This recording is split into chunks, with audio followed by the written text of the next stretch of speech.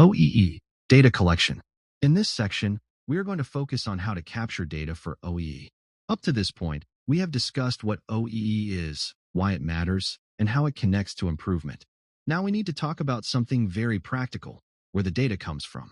The OEE formula itself is straightforward, but accurate OEE depends on accurate inputs. If the data is inconsistent, incomplete, or collected from the wrong point in the process, the OEE number may look precise, but it will not be trustworthy. So the goal of this section is to understand how to build a reliable OEE data collection process. Data collection. To capture OEE data well, we need to treat it as an engineering measurement system. That means we are not simply filling out an operator form or generating a software dashboard. We are creating a reliable record of how scheduled production time was converted into good product. At its core, OEE is still OEE equals availability times performance times quality. Availability depends on runtime and planned production time. Performance depends on ideal cycle time, total count, and runtime. Quality depends on good count and total count. The difficult part is not the math. The difficult part is defining the inputs clearly and capturing them consistently. Defining the measurement boundary. The first question is, what exactly are we measuring? Are we measuring a single machine, a production cell, a complete line, or a larger value stream? For OEE, it is often best to measure the constraint machine, the pacemaker process, or the bottleneck operation. This gives the team a clearer view of the process step that governs output. For example, in a packaging line, the filler may be the constraint. In a machining cell, the CNC with the longest cycle time may determine output. In an assembly line, the final test station may govern throughput. In a continuous process, the line itself may be the best measurement boundary. The main point is that the boundary needs to be intentional. We should not just average every machine together and call it OEE. Defining the measurement boundary. We need to be especially careful with line-level OEE. If a line includes multiple machines, buffers, accumulation tables, or parallel operations, the data can get complicated quickly. One machine may be starved, another may be blocked, and another may be faulted. Without clear rules, it becomes easy to double count downtime or assign losses incorrectly. A good starting definition is measure OEE at the process step that determines output to the customer or to the next major production stage. This keeps the metric focused on the part of the process that actually controls throughput. Define planned production time. OEE should be calculated against the time the equipment was scheduled to produce. This is called planned production time. Typical included time includes scheduled shift time, scheduled production orders, normal operating windows, and any time when the line was expected to be available for production. This matters because planned production time becomes the denominator for availability. If we define this incorrectly, the entire OEE calculation becomes misleading. Define planned production time. There are also times that are typically excluded from planned production time. These may include periods where no production was scheduled, holidays, planned plant shutdowns, no demand periods, planned meetings that were formally removed from the schedule, or preventive maintenance, depending on company policy. The key point is standardization. For example, if one department includes changeover time in planned production time and another department excludes it, their OEE results are not comparable. The calculation may be correct mathematically, but the definitions are different. Define planned production time. This slide shows a recommended structure for deciding what is included in OEE. Scheduled production time is usually included because it is the base denominator. Breaks and lunches are often excluded if they are formally scheduled. Changeovers are usually included and treated as availability loss unless the site has a different documented rule. Preventive maintenance is usually excluded if it is scheduled outside production time, but if it occurs during scheduled production, it should be tracked clearly. No operator or no material may be included as losses if production was scheduled. No customer demand is generally not an OEE loss because the equipment was not expected to produce. The important point is not that every company must use the exact same convention.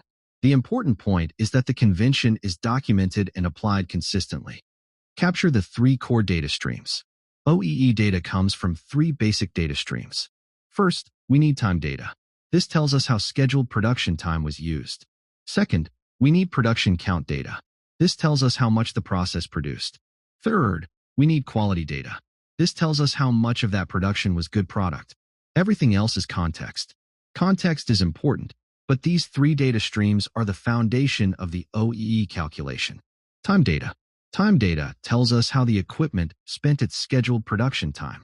At minimum, we need shift start and end time, planned production time, downtime start time, downtime end time, downtime duration, downtime reason, changeover time, running time, and possibly idle time, starve time, or block time. This is where many OEE systems fail. They may know how much was produced, but they do not have a trustworthy record of what happened during the shift. Good time data should show when the equipment was running, when it was stopped, why it was stopped, and how long each condition lasted. Time data, equipment state history. A good OEE system should maintain a chronological equipment state history. This means the system should be able to describe the equipment state over time. Scheduled production, running, unplanned downtime, changeover, minor stop, slow running, quality hold, starved, blocked, or planned downtime. Each state needs a defined OEE treatment. For example, unplanned downtime is usually an availability loss. Changeover is usually an availability loss. Minor stops and slow running are usually performance losses.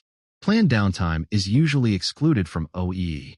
The reason this matters is that the same clock time cannot be counted in multiple ways. We need clear state definitions so the system can assign losses correctly. Time data, minor stop threshold. One important rule to define is the minor stop threshold. For example, a site may define stops under 2 minutes as minor stops and count them as performance loss. Stops over 2 minutes may be treated as downtime events and counted as availability loss. The correct threshold depends on the process. A high-speed packaging line may use 30 seconds or 1 minute. A heavy manufacturing process may use 5 minutes.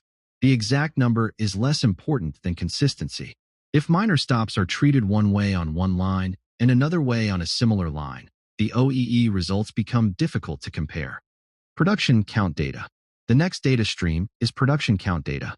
We need accurate counts of what the process produced. This includes total count, good count, reject count, rework count, startup scrap, end-of-run scrap, sample or test pieces if applicable, product or part number, work order or batch number, and the ideal cycle time for that product. Production counts are essential for both performance and quality. Performance uses total count and ideal cycle time. Quality uses good count and total count. So count accuracy directly affects 2 of the 3 OEE components. Production count data, count source and location. For automated lines, counts should come from a reliable sensor, PLC counter, scale, vision system, machine controller, or MES interface. For manual or semi-automatic operations, counts may come from operator entry, barcode scans, ERP completions, or batch records. The count location matters. For example, counting cases before the case sealer may give a different answer than counting sellable cases after final inspection. A good rule is count output at the point where the product has successfully passed through the measured equipment boundary. That helps ensure the count represents the actual output of the process being measured. Quality data. Quality data determines the quality component of OEE. We need to capture good units, scrap units, reworked units, units on hold, startup rejects, normal production rejects, defect reason, product code, lot or batch, and final disposition. One of the biggest decisions is how to treat rework. This needs to be defined carefully because rework can hide lost capacity. Even if a reworked part is eventually recovered, the process still consumed extra time and resources to correct it. Quality data, rework treatment. For OEE, the cleanest approach is usually quality equals good count first time through divided by total count. Under this approach, reworked product is not counted as good for OEE unless the site has a different documented rule. The reason is that rework consumes capacity and hides process loss. In the example on the slide, total production is 10,000 units. Good first pass units are 9,600. Scrap is 250 and rework is 150. Using first pass quality, quality equals 9,600 divided by 10, 000 equals 96%. Even if the 150 reworked units are eventually recovered, they still represent lost effectiveness during the production period. Capture ideal cycle time correctly. Performance is often the most misunderstood part of OEE because it depends on a valid ideal cycle time or ideal run rate. The ideal cycle time must be product-specific. For example, Part A may have an ideal cycle time of 6 seconds per unit. Part B may be 10 seconds per unit. Part C may be 15 seconds per unit. If we apply the wrong cycle time to the wrong product, the performance calculation will be wrong. The ideal cycle time should represent the best sustainable demonstrated rate under normal production conditions. It should not be an inflated target, and it should not be an outdated quoted rate. Capture ideal cycle time correctly. There are several standards we should avoid using blindly. Do not use budgeted labor standards if they do not reflect equipment capability. Be careful with old ERP routings that no one trusts. Avoid using average historical speed because that builds past losses into the standard. Also be careful with theoretical OEM nameplate speeds if they are not achievable with real materials, tooling, packaging, or quality requirements. A good engineering approach is to validate ideal cycle time using machine capability data, historical best demonstrated performance, time studies, PLC cycle data, product trials, engineering standards, and supplier specifications adjusted for real operating constraints. For high-mix operations, ideal cycle time must be tied to the product, recipe, format, tool, cavity count, or batch size. Use a clear loss classification structure. OEE data is only useful if losses are classified in a way that supports action. Availability losses may include equipment breakdowns, mechanical faults, electrical faults, tooling failures, changeovers, waiting for material, waiting for operators, waiting for maintenance, cleaning, utilities issues, starvation, or blockage. Performance losses may include minor stops, jams, sensor trips, short interruptions, running below standard speed, reduced feed rate, slow cycling, operator pacing loss, material feed inconsistency, or temporary adjustment loss. Quality losses may include scrap, rework, startup rejects, process defects, dimensional defects, cosmetic defects, labeling or packaging defects, contamination, failed inspection, or failed test. The point of this classification is to help the team understand what type of loss occurred and who needs to be involved in solving it. Use a clear loss classification structure. The reason code structure should be detailed enough to drive action, but not so detailed that operators cannot use it. A common mistake is creating too many downtime codes. If the system has 80 codes, operators may choose the wrong code, default to other, or avoid entering the reason accurately. A better approach is a two-level structure. Level 1 is the main loss category, such as mechanical, electrical, material, changeover, or quality. Level 2 is the specific reason, such as bearing failure, conveyor jam, motor fault, no material, defective material, tool change, cleaning, inspection hold, or startup reject issue. This gives enough detail for analysis without making data entry overly complicated. Decide what should be automatic and what should be manual. The best OEE systems usually combine automatic machine data with human context. Automatic data should come from PLCs, sensors, counters, SCADA, machine controllers, MES, or edge devices. Good candidates for automatic capture include machine running status, stopped status, fault signals, cycle counts, good counts where possible, reject counts where possible, speed or cycle time, downtime start and end time, product change detection, batch or work order information, machine alarms, line rate, and sensor-based microstops. Automatic capture is especially valuable for time and count data because humans are generally not good at recording short stops accurately. Decide what should be automatic and what should be manual. Some information still needs human input. Good candidates for manual capture include downtime reason confirmation, root cause detail, scrap reason, rework reason, changeover comments, abnormal condition notes, material issue explanations, and operator observations. For example, a PLC may know that the machine stopped at 10:14 and restarted at 10:22, but it may not know whether the true reason was a jam, missing material, bad sensor, tooling adjustment, or quality hold. A strong design is to let the system automatically detect the stop, then prompt the operator to select or confirm the reason code. Longer or repeated stops may require additional comments, and maintenance or engineering should review high-impact losses. Build a practical minimum data set, production run data. For a basic OEE implementation, we need a practical minimum data set. Production run data should include the date, shift, area, equipment, product, work order, planned production start, planned production end, planned breaks, planned production time, ideal cycle time, and ideal rate. This information gives the OEE system the production context it needs. Without this context, we may know the machine ran, but we may not know what product was running, what rate should have applied, what schedule was planned, or how the run should be evaluated. Now let's walk through the example over the next few slides. Build a practical minimum data set, downtime event data. The next part of the minimum data set is downtime event data. For each downtime event, we should capture the event ID, equipment, start time, end time, duration, state, reason category, reason code, comments, responsible group, and whether the event is linked to a maintenance work order. This information turns downtime from a general complaint into a specific event that can be investigated. For example, instead of saying, the case packer was down, the data says, the case packer was down for 26 minutes due to a conveyor jam at the discharge conveyor after a format change. That is much more actionable. Build a practical minimum data set, production count data. The next part is production count data. Here we capture total count, good count, scrap count, rework count, startup rejects, and quality reason. This gives us the data needed to calculate performance and quality. It also helps connect production results to specific quality losses. For example, if label skew is the quality reason, the improvement work may involve equipment setup, label stock, sensor adjustment, applicator condition, or operator standard work.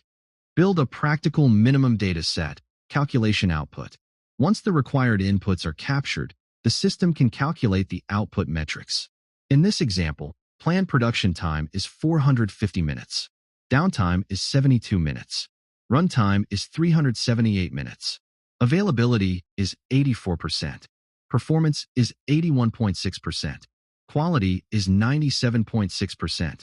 The final OEE is 66.9%. Notice that the final OEE number is useful, but it is not the only useful output. The components tell us where to focus. In this example, performance appears to be a larger issue than quality. That helps guide the next level of investigation. Use an equipment state precedence rule. Real production data can be messy. A machine may be blocked, faulted, starved, and in changeover status depending on the signals available. If the system does not have a precedence rule, the same time may be double counted. A precedence rule tells the system which state takes priority.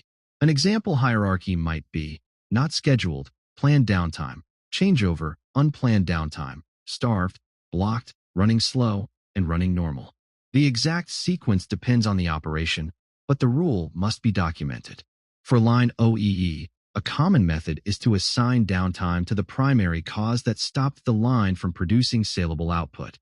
Capture product mix and routing context.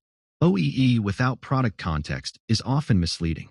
A line may perform very differently depending on product type, SKU, material, package size, recipe, tooling, cavity count, batch size, operator skill requirement, cleaning requirement, changeover complexity, or quality specification.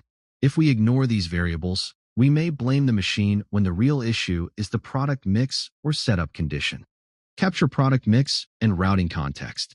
For that reason, each OEE record should be tied to the product or work order being produced. This allows us to answer questions such as, which products cause the most downtime? Which SKUs run below standard speed? Which format changes consume the most time? Which materials create the most jams? Which products have the highest startup scrap? Are standards realistic by product family? This is where OEE becomes much more powerful. It moves us from a general equipment metric to a detailed loss analysis tool. Avoid averaging OEE percentages incorrectly. OEE should usually be aggregated from the underlying time and count data, not by simply averaging percentages. For example, if Monday's OEE is 80% and Tuesday's OEE is 40%, we should not automatically say the two-day OEE is 60% unless both periods had the same planned production time, runtime, and production volume. Instead, aggregate the raw components, total planned production time, total runtime, total ideal production time, total count, and total good count. Then calculate OEE from the totals. This matters especially when comparing different shift lengths, products, cycle times, batch sizes, machines, or schedules. Validate the data capture system, time validation. Before using OEE for management decisions, validate the measurement system. For time validation, compare the production schedule, machine state history, operator logs, SCADA or MES timestamps, and maintenance records. Look for missing downtime, overlapping states, incorrect plan time, unclassified stops, time zone or clock synchronization issues, and downtime assigned to the wrong shift. If the time data is wrong, availability will be wrong, and the final OEE number will not be reliable. Validate the data capture system, count validation. For count validation, compare PLC counts, finished goods counts, ERP completions, quality records, scrap tickets, and manual logs. Look for counter resets, double counting, counts taken before versus after reject points, incorrect units of measure, batch boundary errors, and rework counted as new production. Count validation is critical because count errors affect both performance and quality. Validate the data capture system, standard validation. For standard validation, compare the ideal cycle time in the OEE system against the engineering standard, routing standard, demonstrated best rate, and actual PLC cycle data. Look for outdated standards, wrong product rate mapping, rates entered in the wrong units, standards based on labor instead of machine capability, or nameplate speed used incorrectly. This is one of the most important engineering checks in OEE. If the standard is wrong, the performance calculation will be wrong. Design the operator interface carefully. The operator interface has a major impact on OEE data quality. A good interface should be simple, fast, located near the work, visual, limited to relevant reason codes, easy to correct, available in real time, and designed around the operator's actual workflow. If data entry is difficult or time-consuming, the data quality will suffer. The system has to fit the work, not the other way around. Design the operator interface carefully. Avoid systems where operators have to remember downtime reasons at the end of the shift. That usually creates poor data. A better process is this. A stop occurs. The system detects the stop automatically. The operator is prompted after a defined threshold. The operator selects a reason code. If the stop exceeds a longer threshold, a comment is required. Then the supervisor reviews unclassified or high-duration events during the shift. The goal is to make the right data easy to enter and the wrong data hard to enter. Treat OEE data as operational evidence. Once captured, OEE data should feed structured review routines. At the shift or daily level, teams should review the OEE trend, availability, performance, quality, top downtime reasons, top speed loss reasons, top scrap reasons, repeated minor stops, losses by product, losses by shift, and open corrective actions. The most useful OEE reports are not just dashboards. They help the team answer, what was the largest loss? Did we know about it when it happened? Was it coded correctly? Is it recurring? What is the root cause? Who owns the countermeasure? Did the countermeasure improve the data? This is how OEE becomes part of daily management. A practical data capture architecture. A robust OEE architecture usually connects multiple layers. At the machine level, PLCs and sensors capture run status, faults, counts, speed, alarms, and timestamps. An edge device or SCADA layer normalizes machine signals, buffers data locally, and applies state logic. An MES or OEE platform stores production runs, downtime events, product context, reason codes, and calculations. ERP or scheduling systems provide work orders, product codes, planned production time, routings, and standard rates. Quality systems provide scrap, rework, defect codes, inspection results, and holds. CMMS systems link downtime events to maintenance work orders, failure modes, and corrective actions. Finally, BI or reporting tools provide dashboards, Pareto charts, trends, and management reports. Not every plant needs all of this on day one, but the architecture should be designed so that time, count, quality, product, and maintenance data can eventually be connected. Common failure modes in OEE data capture. There are several common failure modes in OEE data capture.